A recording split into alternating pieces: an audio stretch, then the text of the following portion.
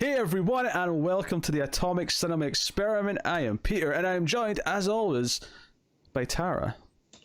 Greetings, citizens. And much like this movie, there's only allowed to be one woman on the show at any given time. So Tara is there's a designated one woman. I'm the token. Yeah.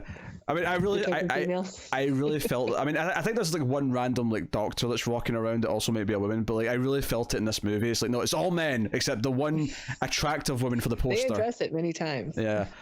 Oh yeah. Because one of those like, I don't know if it's right sending a woman on an important job like this. Are you crazy, man? Like that is literally like a scene in this movie. It's a distraction. Yeah. So definitely of its time, but we are going to talk about, of course, we're going to talk about the Fantastic Voyage. Or A Fantastic Voyage, rather. This was the winner of the Patreon vote for the month. Every month on patreon.com/MaleFuzzTV, our patrons get at the $5 tier and up get to vote between 4 films. And we had, was this a 60s vote? Was that what the vote was? Yeah.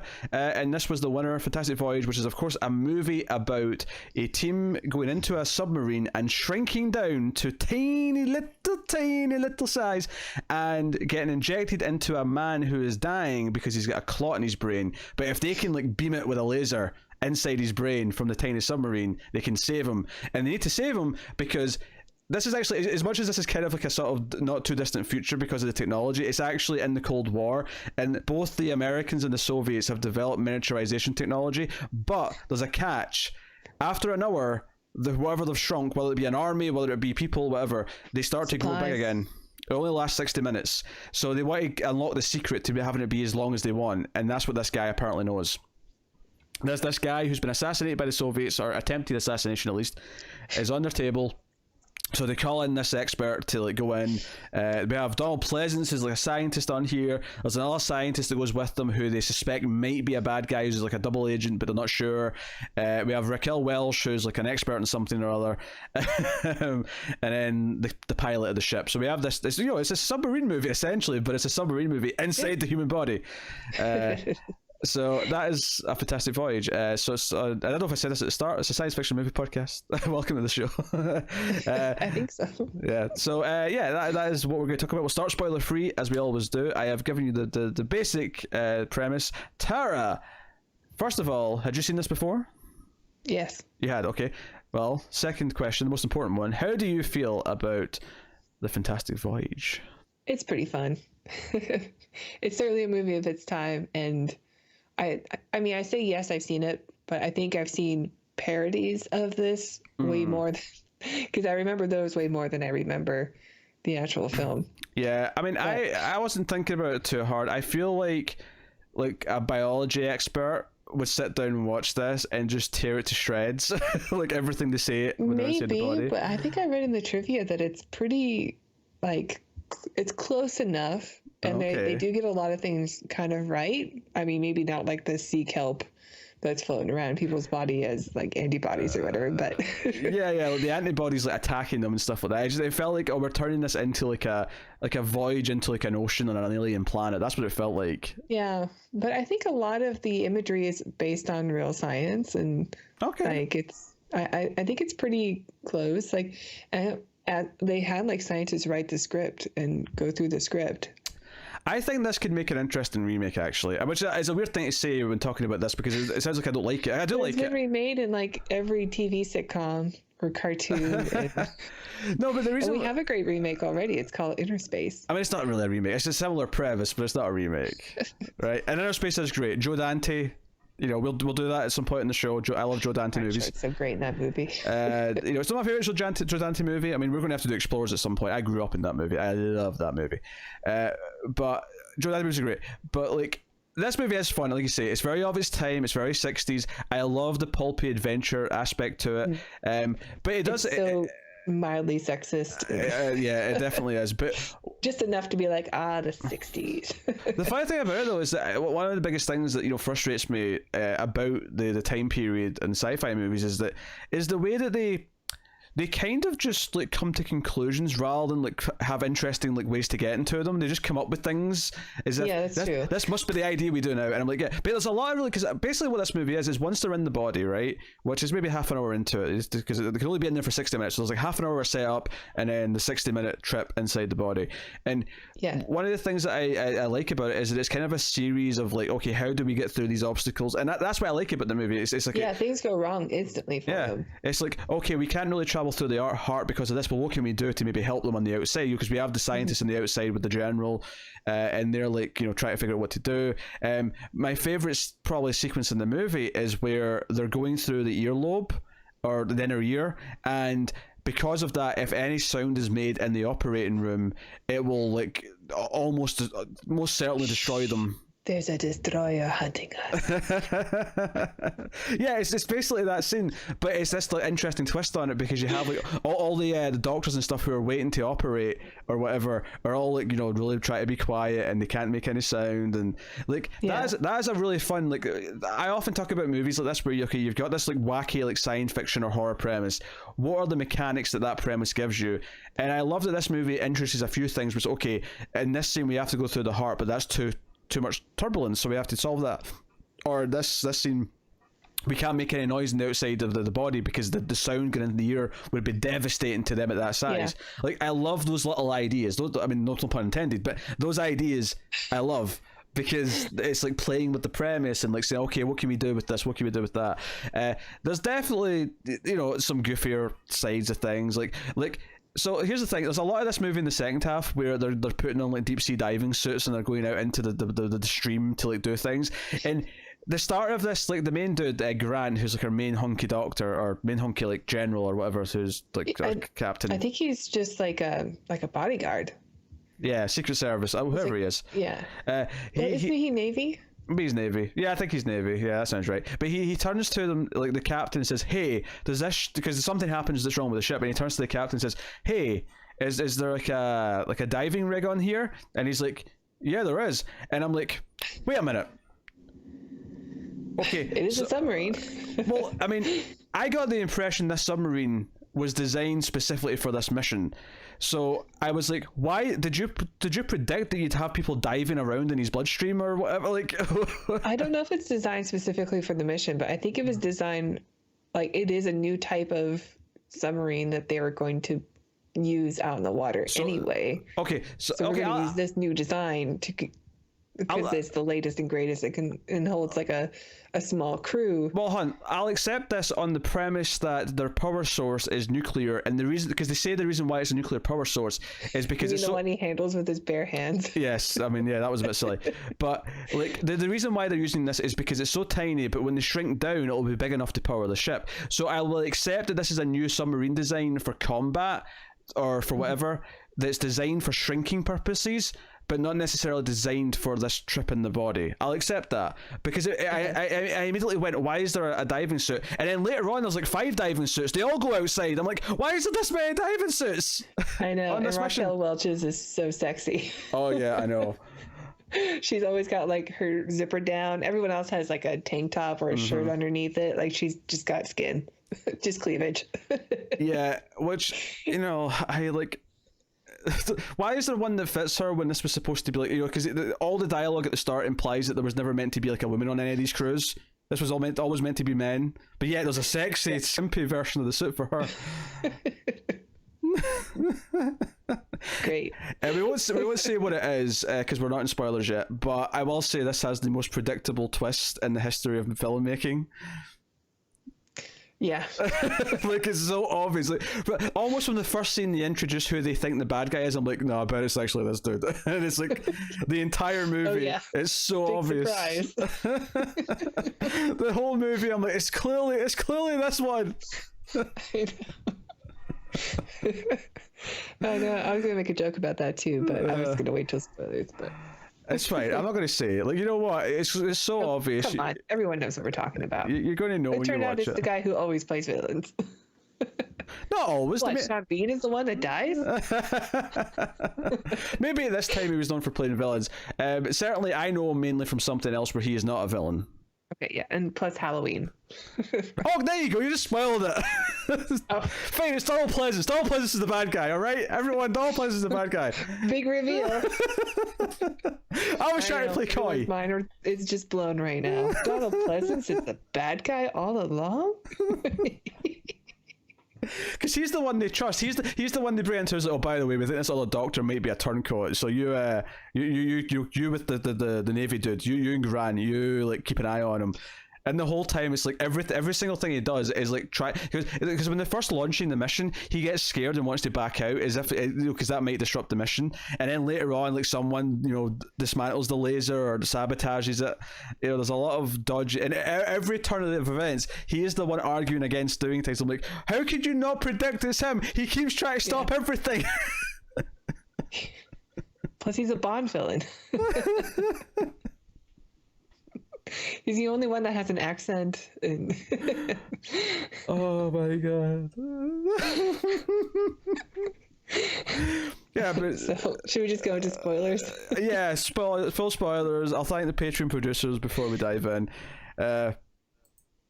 So thank you to I need to scroll up here. Here we go. Thank you to David Short, Alison M. Fordyce, Cindy Palacios, Tyler Hess, and Talking Superman for being Patreon producers for the month of March. So thank you to you guys. That means they're patrons at the $20 or above tiers, but you don't have to be a $20 patron, do you, Tara? Why no? If you like our content, like what we do, and you want to support us, go check out our Patreon page. It's patreon.com/ManifestTV.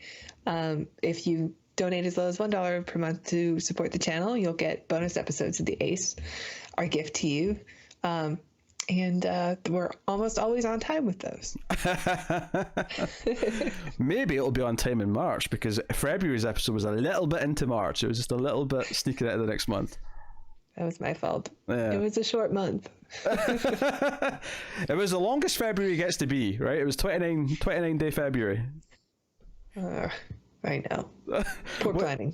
Which is one day less than like half the months of the year.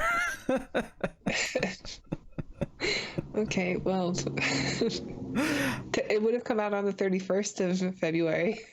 I love the implication that we record the bonus episode every month on the 30th, and that's why it was late in February, because it was the 30th. We definitely had more time. We could have done it. But yeah. Anyway. I get really tired. But I thank you, patrons, and I support you because you support us. So look forward to more content. Look forward to more content indeed. So yes, look forward to, but you know what, we can start promoting this a little bit. I'll do this here. April's going to be kind of special. April is our anniversary month. We started the show April last year, and we are celebrating by, if you're familiar with the Screams After Midnight or Horror Movie podcast, we have the Octoberthon. We're going to have the sci-fi equivalent of that. April, much less than the Octoberthon. Octoberthon is like one movie a day. That was only last year, and we're not going to do that again this year. Although we're making up to everyone by having more regular movies. So I mean, there's a lot of Screams movies, a lot of Screams episodes going out. Tim, every time Tim threatens to want to cut down on episodes, I somehow talk him into doing more.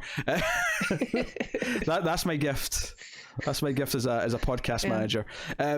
But yeah, so in April there's going to be a lot of extra episodes, and there's going to be a theme even. It's going to be 70s sci-fi month. We've actually already recorded a bunch of 70s sci-fi episodes. There's going to be at least 2 episodes a week, probably 3 a week for the most part, to be honest, in the month of April. So look forward to that. I think so. I think that's doable. Yeah. There's still a couple we have to record in the back half of the month of April to sort of keep that total up, but I mean, I think 3 per week is what we're hitting, and hopefully you guys should enjoy that, so look forward to that. 70s sci-fi. Yeah. Some good ones in there. Yeah, the vote that's up in Patreon actually this month, it might not be up by the time this episode goes out, it might be up for our $5 patrons. It isn't a 70s vote, and the reason for that is because we know we can't record the winner until after April, so that's why it's not in theme with the month. It'll just be, that'll be something we do early May.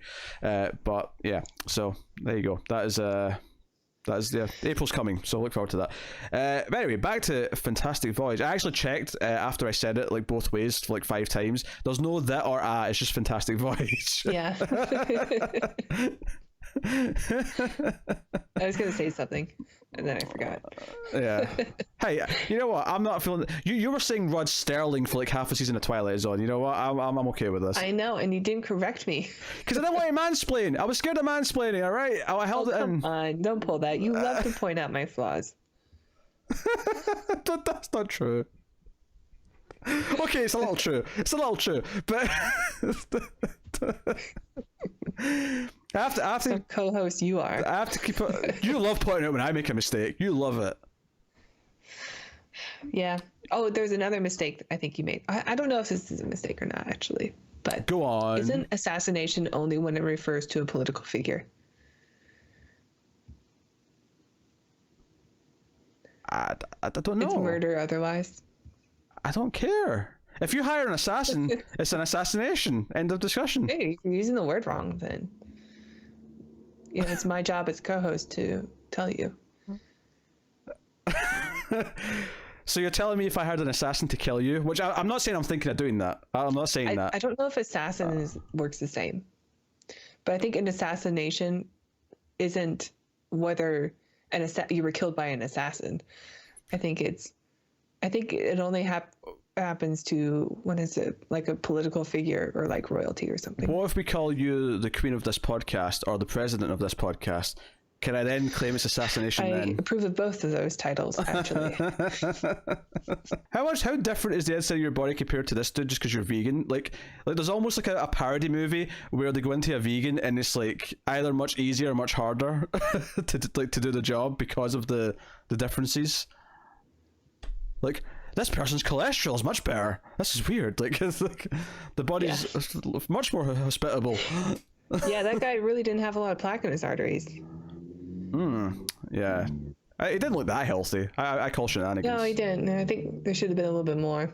Did his lungs have some stuff in it? Maybe that's what you do with the sequel. You get a really fat guy as like the person on the table, so the journey's that much longer. We're going through another narrow passage. All about atherosclerosis. Oh, see, it's just brimming with ideas. So yes, the movie begins with a really quiet. Forgive me if I'm using the word wrong, but the assassination attempt at the start, like, you know, it actually plays out like a thriller from the 60s because it's like just really quiet. The guy's getting off a plane, they're escorting him, but someone comes up and tries to shoot him, so the car swerves, and it's really notable because it's the only scene in the movie that takes place like outside. Like everything else is either in the lab or inside the submarine in the body, which is all, you know, I don't know if it's quite green screen at the time. It might just be rear screen projection. No, it's not, because you can see the matte lines around them, so it's definitely put in after the fact, but I don't know if it's technically green screen at the time. I don't know if that's how they did it in the 60s. I don't know. But I did look up assassination, though. Okay. Actually, maybe this does count as assassination. So assassination is an act of killing a prominent person for either political, religious, or monetary reasons. So it's still political reasons. Assassination may be prompted by religious, political, or military motives. So this military could be a political and political. motive because of the time of war. This is political and military motivated. So yeah. All I heard there was, Peter, you're right. I was wrong. I was wrong to correct you, Peter. Go on, say it. Say it for the record. Say it for the audio. Your ego. I'm waiting.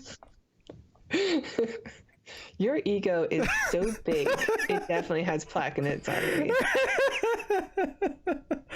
Look, I'm playing up the character, all right? Like, I mean... I'm not wrong. I was right about that. You can't just... Not anybody can be assassinated. No, but you were wrong about correcting me. You said I made a mistake, and it turns out I didn't. I'll take the victory. You know what? I am playing this up for the character because I think it's funny. Like, if people actually think I've got this much of a weird ego, then, you know what? Fine. I mean, go for it. So yes, he's brought into the secret underground like lab. It's got a big acronym that I can't remember, but it's the Department of Military Combat. No, it was something. The word miniature or something. It was like miniature warfare. Or something like that. Yeah, miniaturized. I gotta look it up. It's a cool acronym. Yeah, and he's got a little golf cart, and he's explaining to Grant like what this place is and what they do. And he's like, yeah, we can shrink entire armies and like, you know, sneak them into the country and then like, you know, make them big again and like, oh, okay, look, we're We're all ready to go. We can shrink buildings down and everything. Do you know what's so funny about this? It's like this. He didn't say, "Can you enlarge things?" I was going to say that, but yeah, I mean that's a fair point. Are you trying to make a penis joke? Is that what you're getting at? No, this is a family show. Okay. All the military uses are all just like, oh, that's just, oh, we can use this. This is how we justify it. Wait a second, we can use this for war.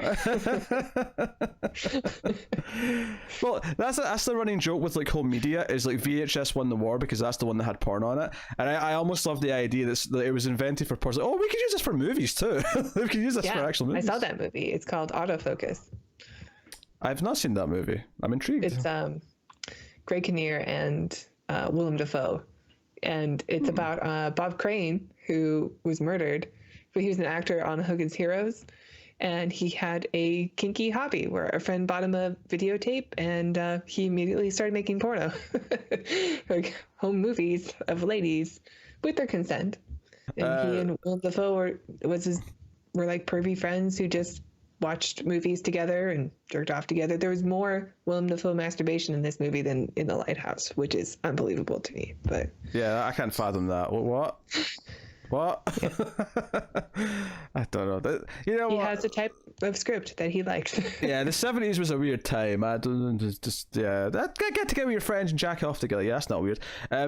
So I mean, there was a progression to when they got to that point in the movie. You know, it wasn't right away. Oh, they had to have dinner first a few times before they were ready to jack off together. Yeah, there's some romance first. They had to get close before they were comfortable. Yeah.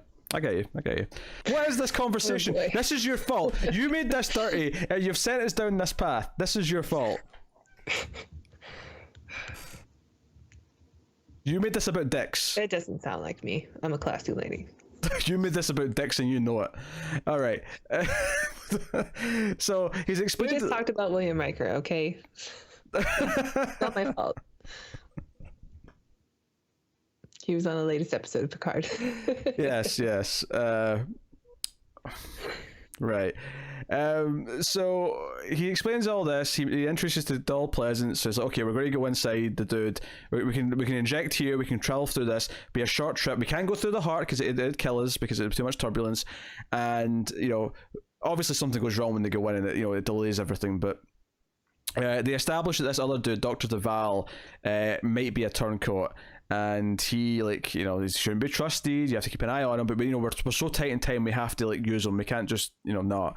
So there's a lot of build up. And what I was kind of laughing at as I was watching this, and I'm not making fun of it when I say this. But there's such a different pacing to how movies from this era do things. Like, see the entire procedure where they shrink them down and then take them and put them in the platform, they're on the platform to shrink down because they get in the ship and they talk about it takes a while. The nuclear power source, and they're establishing the various things.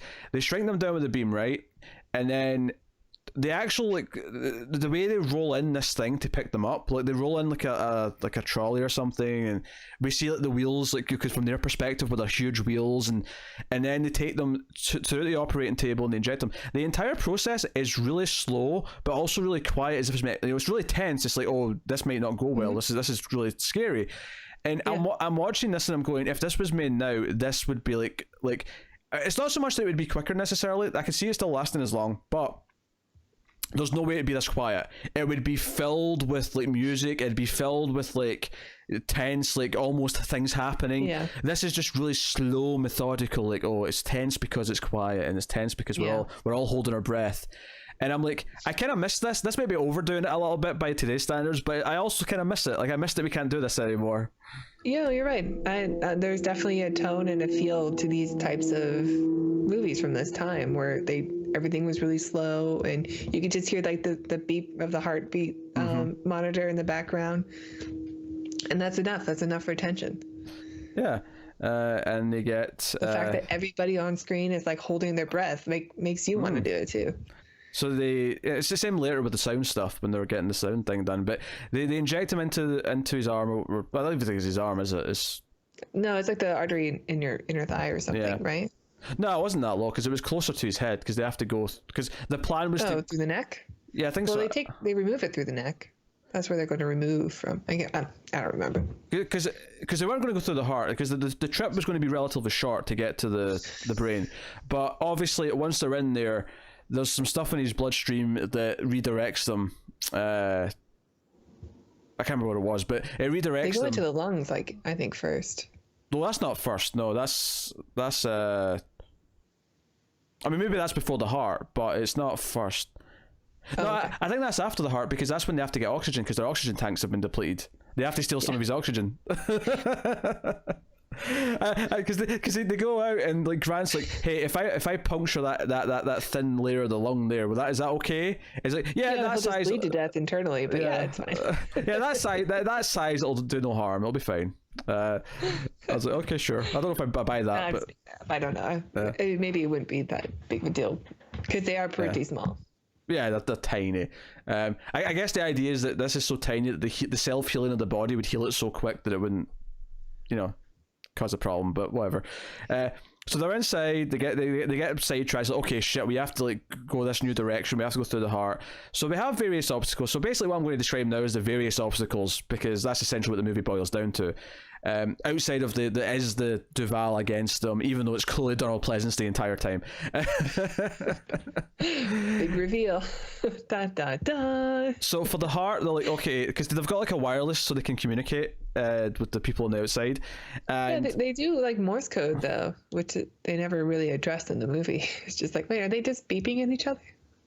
well, I mean, ship travel still use Morse code primarily up until relatively recently, I would say.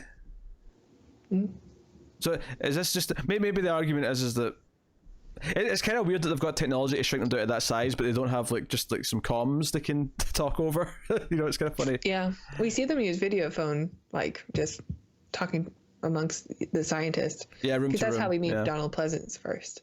Yeah. He's like on the camera on the. Which, I mean, I never TV thought screen. about that as being futuristic, but I guess in like 1960, whatever year it is, let me just double check. 1966. I guess in 1966 that did probably feel quite futuristic. Yeah, it's like a conference call with two. I mean, there's two tiny TV monitors, and Yeah, no, I they're never, talking I never thought about that, because that's felt like something we could have had since forever now. Yeah. But yeah, you're right. In the 60s, that would have felt like, oh shit. It's where he makes the comment about how the assistant is fine and not just in the looks department. Oh, that's right. Yeah, I forgot about that line. A woman? Because then there's the second general who's like, we can't send a woman on this mission. I'm against it. Yeah. That's what it is. The sad part is that she doesn't have that much of a character. She's just kind of there. She really doesn't even have very much dialogue. She's just kind of around to look sexy, and that's basically her whole character. She's there to assist the Doctor, and that's it. And she doesn't really do anything. She doesn't have an arc. Like, I'll give them credit though. I was kind of half expecting them to have her like kiss the main guy at some point, and it never happened. So fair play. No. They never did that, at least. So, Apparently, she did fall in love with the real guy, though. I actually Raquel Welch was like infatuated with him, and he just wanted nothing to do with her. Damn, Raquel Welch. Not being turned down. How about that? I looked up Raquel Welch. She's been married 4 times, and what I thought was funny is that with the exception of the first marriage, all of the marriages were almost the exact same length. They were all just about 10 years, and I'm like, is that like an She expiration has date? a time limit. Yeah, like, after 10 years she gets bored, and that's it. I'm done. Take me go elsewhere.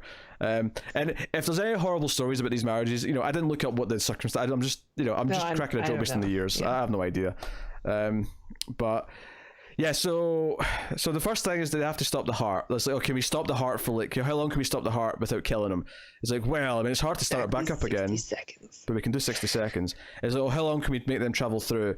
They can get through in 53 seconds. That's quite tight. I was thinking the whole time if they like have to restart the heart with electricity, wouldn't that affect them as well?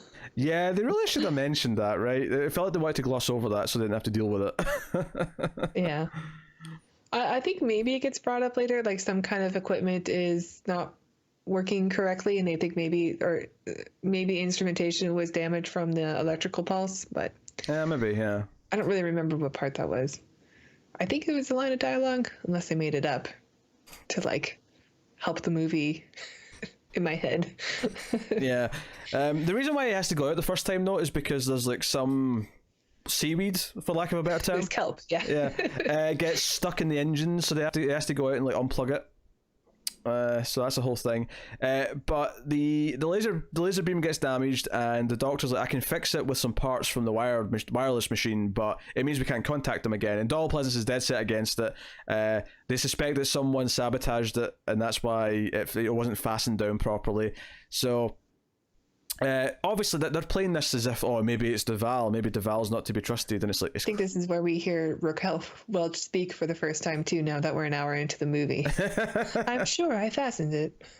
All right, you're done. Thanks for coming to set. Yeah, go back to just being legs and boobs, thank you. But yeah, so he goes out and fishes that out, and that's the whole thing. I mean, the sequences where they're swimming around are kind of fun. Oh yeah, I agree. There's like, especially when the antibodies start attacking them later on. Yeah, the dangerous gang of antibodies. Because it's when they start growing to normal size again, very slowly, and because they're big enough for the body to sort of register there's something there. It's like the antibodies like, no, we have to kill this. It's a disease. We have to go kill this thing. So we get this spiky seaweed essentially floating towards them to kill them, and it's like, okay, this is kind of funny, but it's fun, so you go. I like it. Yeah. I like that so much of it was just all like practical effects, like, even if it is just seaweed being thrown on them, like, I mean, if it sounds like I'm making fun of this movie, like, I'm making fun of it because I love it as dated, but like, there's a reason that this one has stuck around, in pop culture. I enjoy this movie quite a bit, actually. It's exactly sort of the fun B movie. I mean, it's treated like a better, like it's got a more clout. But it doesn't really. It thinks it does, but it's not. It's not a goofy B movie. Yeah, like there isn't anything else like it. It's such a fun premise, and it's a unique world, but something very familiar to all of us. I'm down for more shrunk people movies. Like I loved Honey, I Shrunk the Kids growing up, and they're bringing it back, and they've got Rick Moranis coming back out of retirement to be in the Honey, I Shrunk the Kids. Wayne Szalinski's nice. Yeah, it's true. He hasn't done anything. I think he does like maybe some stage. No, he definitely does voice work. So. He retired in 1997 from acting, at least on the screen. So he's literally been gone for over 20 years, and he's coming back out of retirement for Honey, I Shrunk the Kids. Of all things, like, it wasn't Ghostbusters that brought him back. It was Honey, I Shrunk the Kids. Not Spaceballs 2, The Search for More Money. Great name.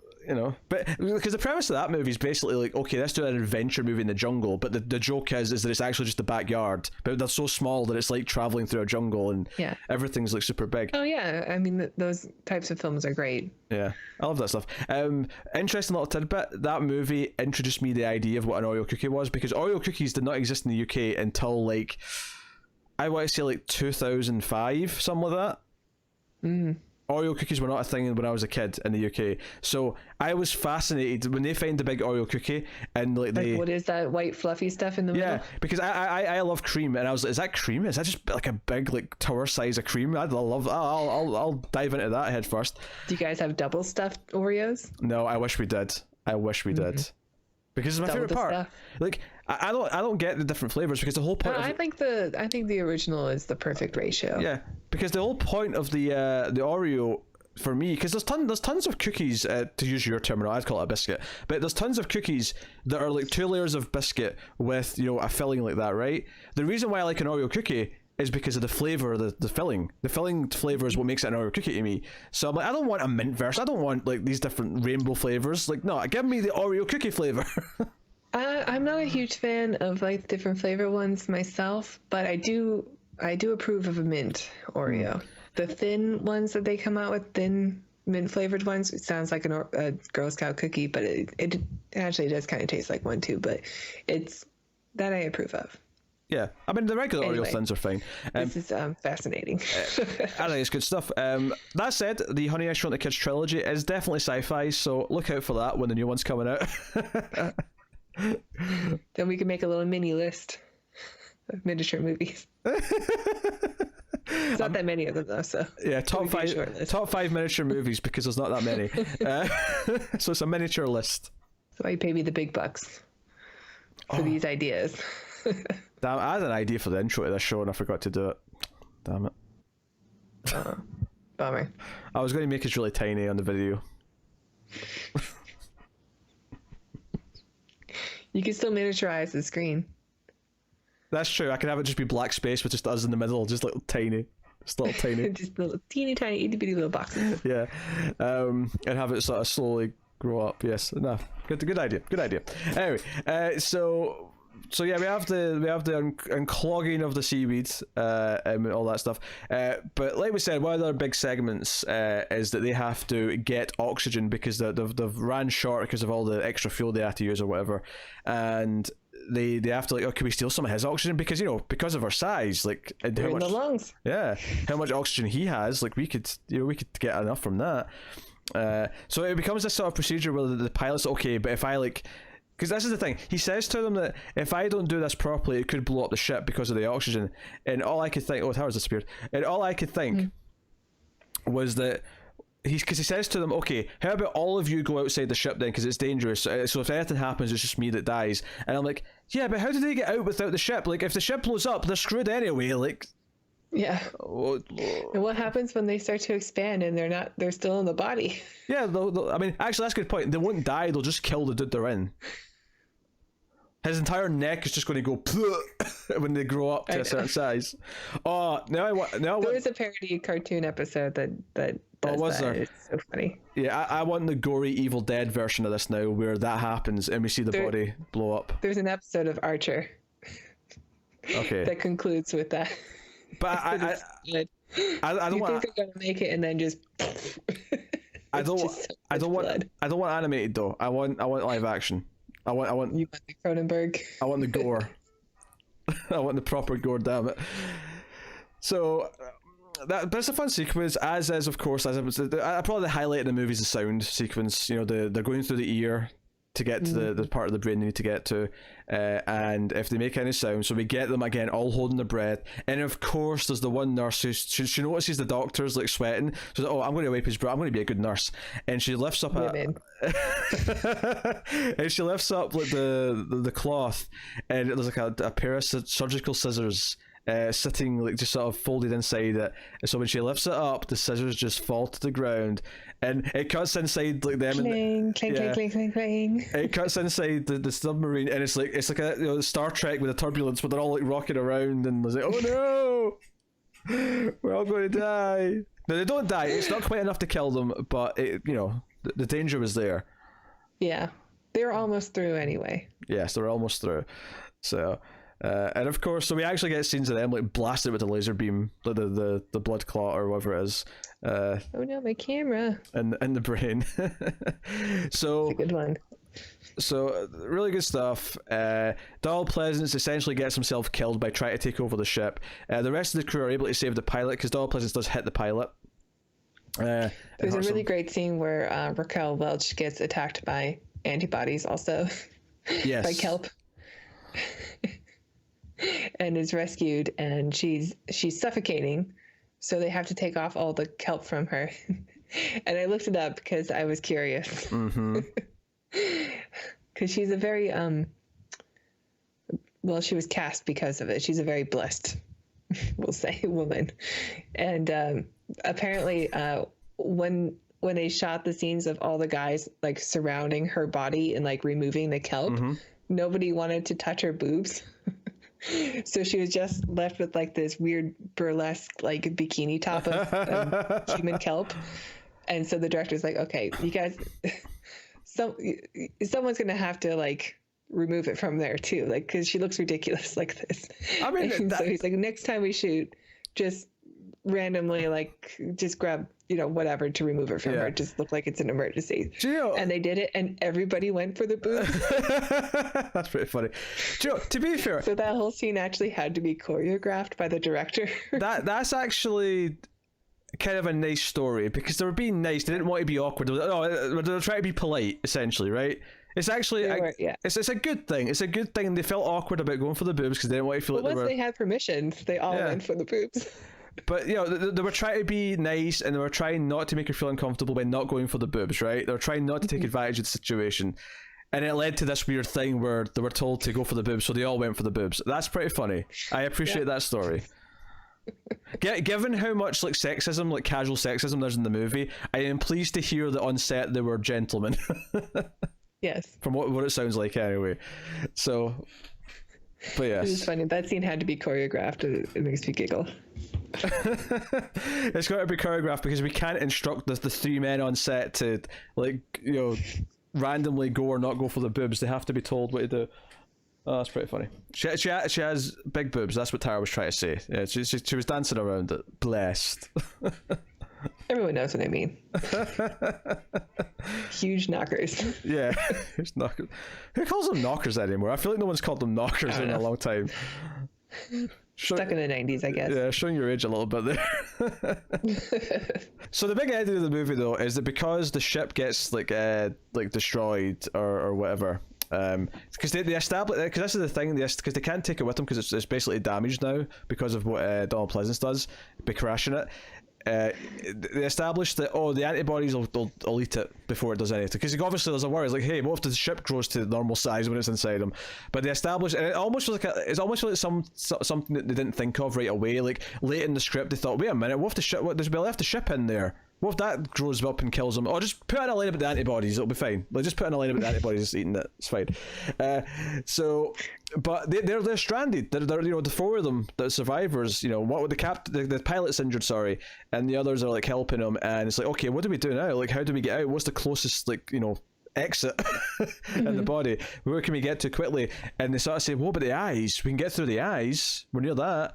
And it's just lucky that when we cut to the outside, because throughout the movie we keep cutting back to the generals who are making the choices outside, who are always eating for some reason. They're always eating. Yep. And always eating or drinking, or they go through a ton of sugar.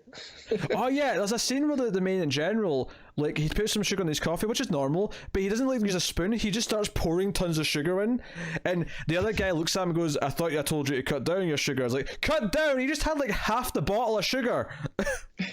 He has a little bit of coffee with his sugar. I just thought it was an odd thing that they were just always eating or drinking or yeah. I mean, it's a tense situation, so I mean, some people just deal with anxiety in different ways, including indulgence. I worry about my sugar intake. This guy went through a bit more sugar than I take in like 2 weeks and like 1 cup of coffee. But no, like, luckily he keeps, because they can't contact him, luckily they're like, oh, where would they go?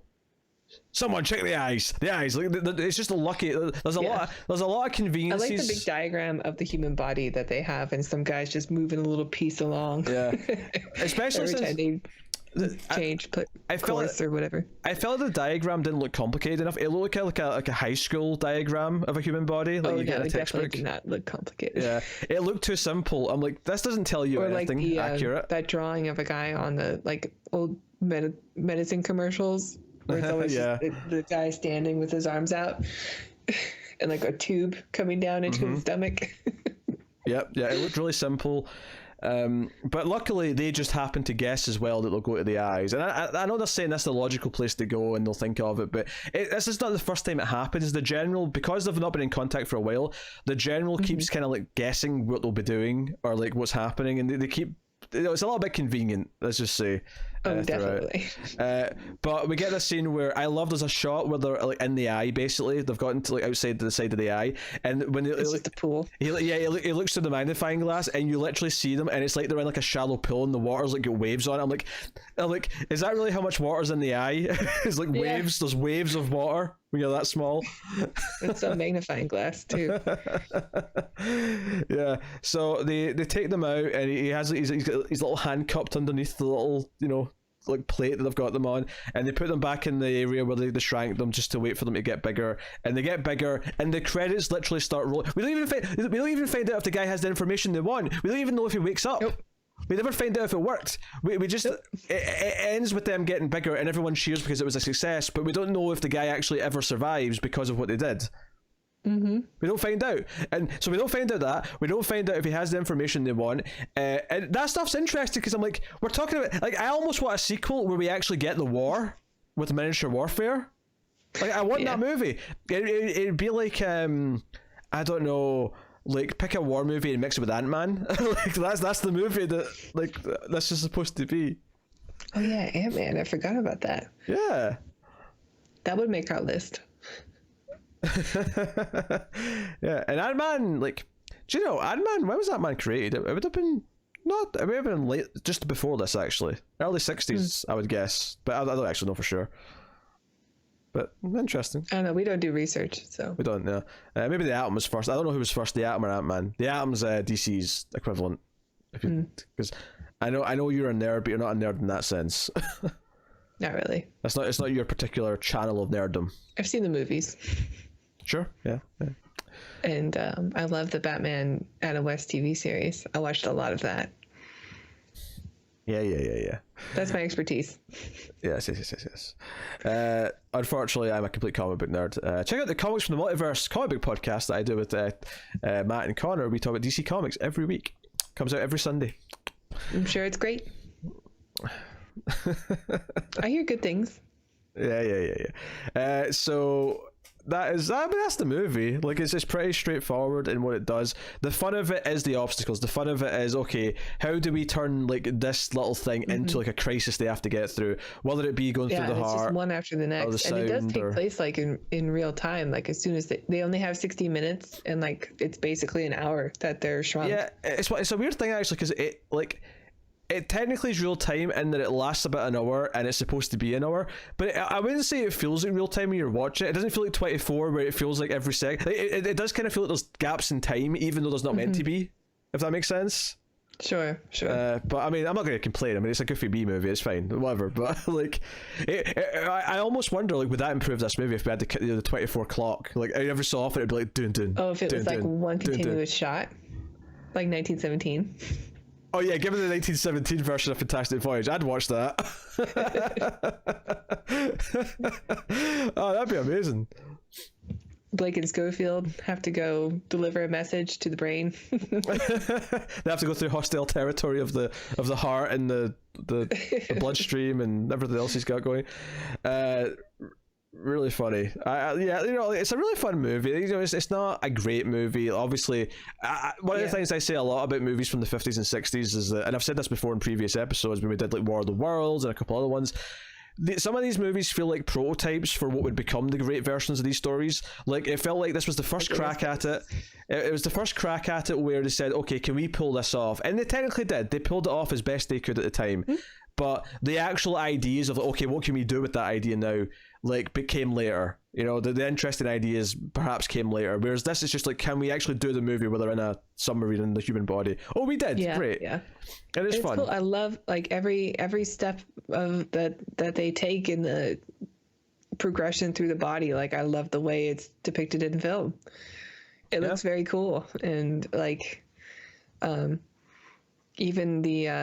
even if you're not sure if it's accurate, like it's still familiar enough. Like if you're, I don't know what school was like for you in ye old Scotland, but we had a bunch of like those old projectors where you would get these old videos that were really dated even when I watched them.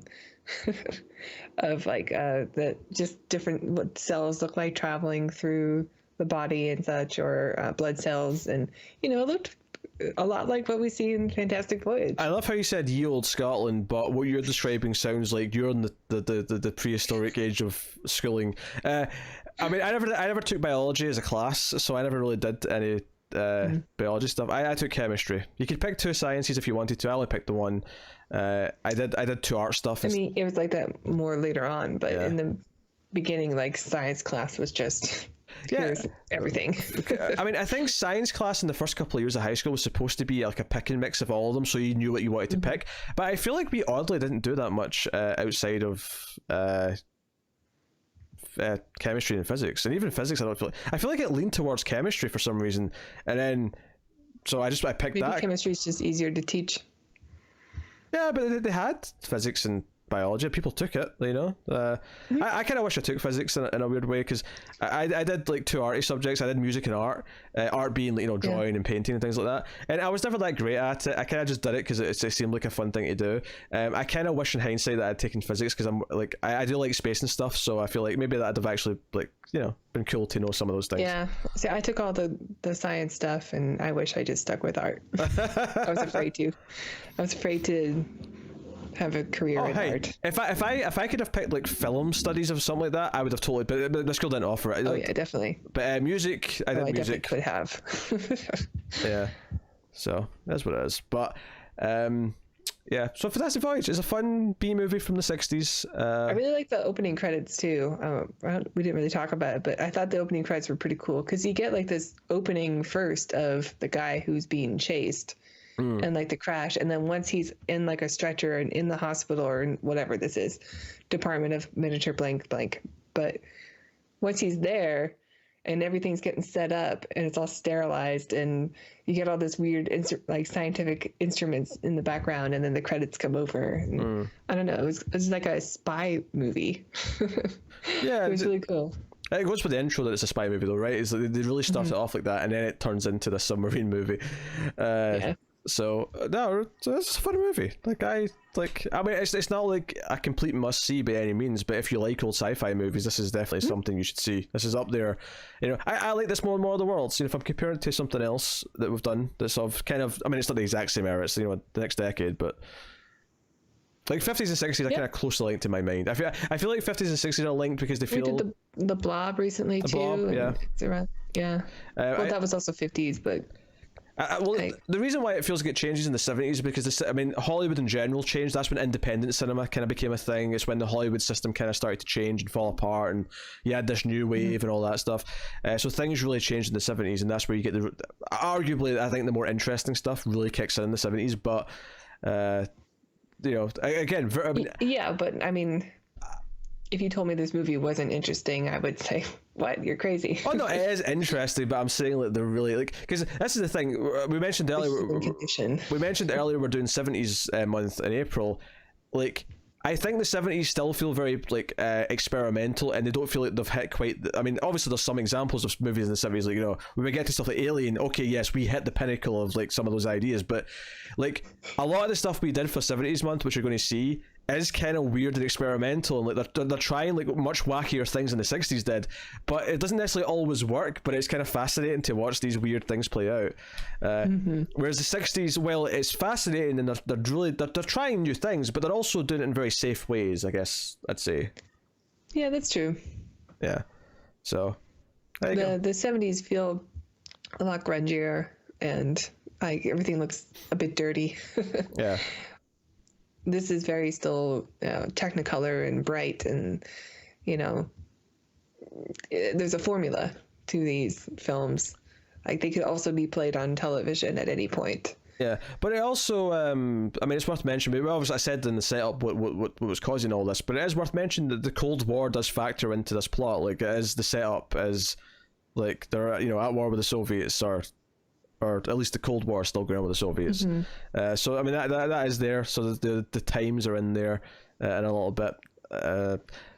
Yeah, if it's future technology for them in the film, it's very not too distant future. Yeah. So there you go. What are you going to rate it? What are you going to rate Fantastic Voyage? Yeah, this movie's like a blast to watch. I love the scene where Donald Pleasence gets like absorbed by like the blob, essentially, which is an antibody or whatever. I think it's an antibody. I don't remember what it's called, but I love the visual of him screaming and this big cloud thing absorbs his head. He's actually, it's quite a good scene because he's begging for help. He's begging for them to help him, even though he's stuck. And they have to abandon him because he's stuck, not because he's evil. Yeah, even though he's just betrayed them, he's begging for help, and they do try, but they just can't. And so it's actually quite an effective scene, him begging for help as he's Yeah, I love that scene. And the only thing that was really a surprise about the movie is just how great all the sets were. Sure. And But otherwise, like, this movie, I knew it was going to be great. I mean, it is worth mentioning. It's fun. It is worth mentioning, though. I mean, there really only is. Like, once they're in, like, there's the room where they make them small, and then there's the lab, the actual, like, doctor's room with the overlooking room. And other than that, it's a submarine, and that's all your sets, basically. Like, there's not a lot of sets. Like, just outside the submarine, too. Like, you can see the cells on the big canvases that are around the submarine, and they're kind of waving when Raquel Welch gets too close and touches it. Oh, you mean when they're swimming? When they're out in the water swimming? Yeah, okay. Well, I mean, technically it's not water, but you know what I mean. Like, whatever. Yeah. They're out in the body fluid. I love it. Like, I love the look of the film. I love it is very much a movie of its time, and and there is some mild sexism, but yeah, I don't want to say it's charming, but it's what you expect from this era. And surely I think it's the perfect little sci-fi movie from the 60s. There has to be a parody of this where they have to get out by going out the pee or something like that. Like, I'm sure that's a thing. That has to be a parody, or even the jizz. Like, there has to be a parody where it's like, you have to get them out your system. Yeah, there's a lot of great versions of this film on TV. I think my favorite is Parasite Lost from Futurama, where they have to get rid of Fry, who ate a truck stop sandwich and got a bunch of parasites, and they have to go shrink down and go in. Well, they don't shrink down. They have, like, I don't know. It's a similar setup. Anyway, they do a Fantastic Voyage, and one of the characters shows up riding a sperm. He's like, "It's where I've been." It's great. And of course, Inner Space, and the Archer episode I mentioned earlier. But I think the reason it gets parodied so much is because it is fun, and it's a fun premise. Oh, sure. And it's a fun watch. So I think this movie's really good. It's really. I'll even say it's great. I'm going to give it an 8. Oh, okay. And don't worry, for anyone who's like, hey, we're doing some of these movies at some point. Yeah, Inner Space is on the list. The Honey, I Shrunk the Kids movies are on the list. Like, we're going to get to those at some point. But this, you give it an 8. I don't think I can go quite that high. I think for me, this is a really good 7. This is a solid 7 out of 10. It's really fun to watch. Like you say, the visuals are great. A lot of the sets are fun. The characters are just kind of paper cutouts to exist for the sake of the plot. So I think because of that, I can't go any higher than the 7 because I never grew to care about them. They're just there to be there for the fun adventure. They're not like any character really on their own. So, but that is true. It's a fun time. Good time. It's also paced really well. It's only 90 minutes long. It doesn't waste your time. Even though we said the procedure itself is really slow, I thought that worked. Plus, it's good. It's a good time to eat your snacks during that part because there's nothing to interrupt the noise of. Because sometimes you hear the crunching of the popcorn. Yeah, sometimes my pet peeve if I'm eating crisps or popcorn or whatever is maybe oh damn, I missed a bit of dialogue there because my munching was too loud that I couldn't hear it. So you have to time it. You have to time it in the gaps between the dialogue. And it's not. Just eat soft food. And it's not that you're munching too loud for someone else there. It's just because it's inside your own head, so it's louder to you. Yeah. Though if you were watching it in a movie theater, and somebody wants to get a Twizzler or something, of course they do it during the silent part. Oh, and the rustling. I mean that's a different noise. Rustling the wrappers is a different thing. But Twizzlers aren't a thing here, so I don't have to suffer that hell. You don't like. Oh, okay. You mean just for the volume? Yeah. Twizzlers are great. I thought you were going to make fun of licorice. I know. I mean, I've tried Twizzlers. They're okay. I didn't necessarily love them. They're fine. I mean, there's definitely American candy that I love. I mean, Butterfingers are mwah. But I wish we could have. I mean, maybe I don't actually. My health would probably be much worse if I could buy Butterfingers easily. It's probably a good thing that they're hard to get. You already have Tim Hortons. That's enough. Oh, I do have Tim Hortons, yeah.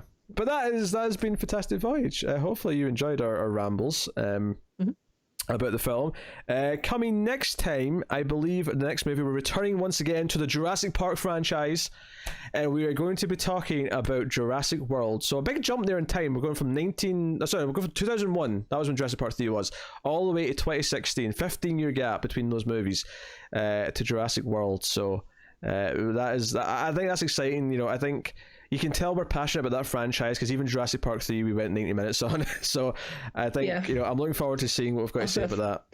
We went longer on the bad Terminator films, but we still, did. You're right. Lots of passion. I think inherently there's more to talk about with Terminator though, because there's so much going on in terms of time travel, cyborgs, like all these different things.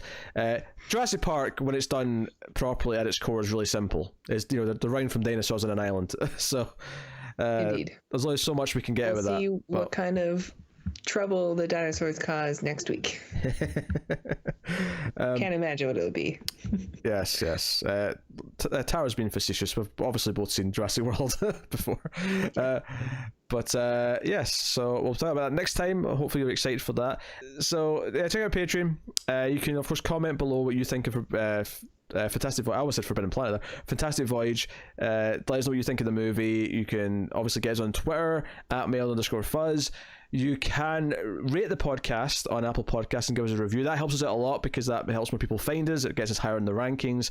So please do that. But just interact with us, comment, tweet at us, whatever. All that stuff is really good. So yeah, that is basically us. So thank you once again for watching or listening. We always appreciate it. Keep watching science fiction films, guys. A computer. Add a tiny amount of salsa. Yum yum.